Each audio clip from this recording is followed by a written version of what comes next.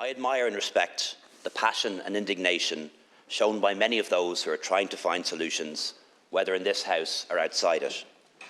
It speaks to our empathy and compassion as a nation, our determination to make things better and care for others. As a government, our job is to match this passion with action. We have to lead with ideas that are realistic and implementable. We need to demonstrate convincingly that we understand the scale of the crisis and that we care deeply about those experiencing its consequences.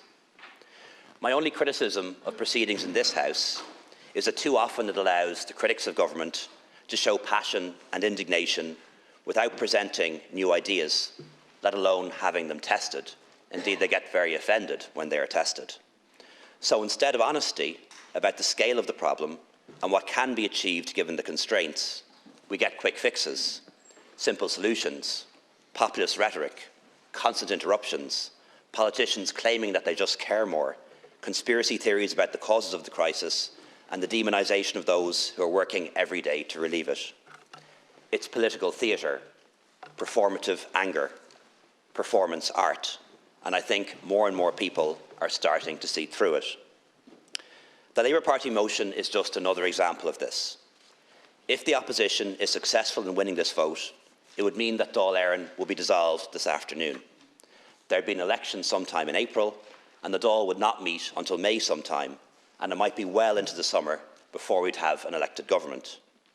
The eviction moratorium would lapse on March 31st anyway, and no new primary legislation could be passed to deal with the housing crisis for several months. Knowing this, it is profoundly disingenuous for anyone to claim that the Labour's motion is about renters' rights or people facing homelessness.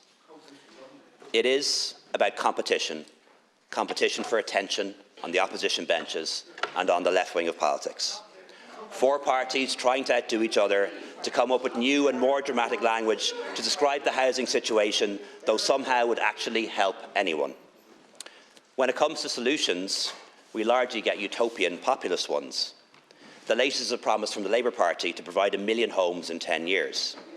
When asked how that number was arrived at, or how it was realised, the leader of the Labour Party had no answers.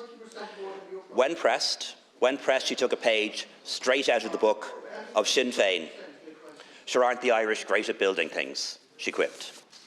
We heard that before. Ceann Comhairle, we all know where the figure of 1 million promised new homes came from.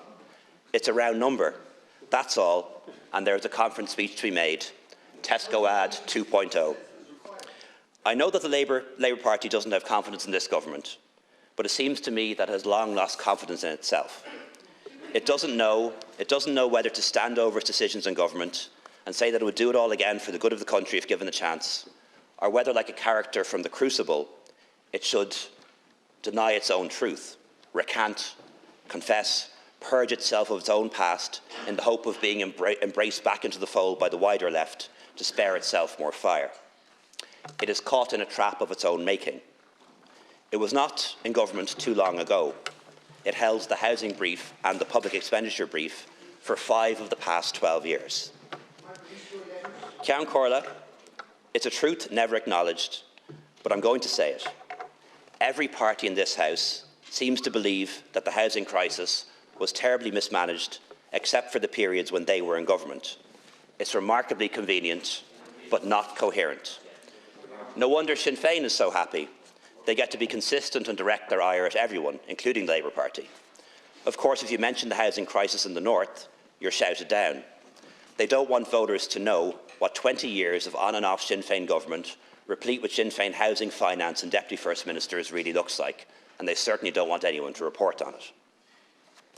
Alas, Ceann Comhairle, extending the moratorium for a few more months, or until the end of January, or March, or April, or another year or two, would have been the easier political decision to make. The path of least resistance, as one journalist described it. But it wouldn't have been the right one. It would have made homelessness worse, just at a later point. That's not a solution.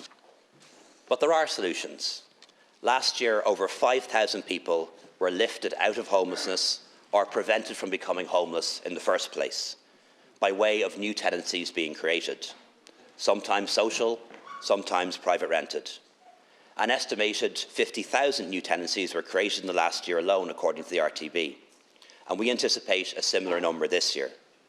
That is the solution: more social housing, more new tenancies of different forms.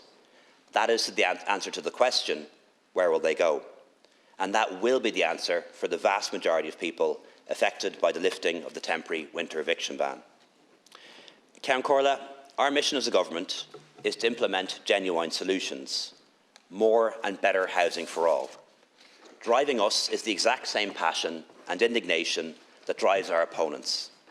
The difference is we will be honest about the solutions, clear about the constraints, realistic about the timelines and the unintended consequences of any actions that are taken. But this is a crisis that we will overcome. We are making progress, and over the next 2 years we will build on it. I commend the motion to the House.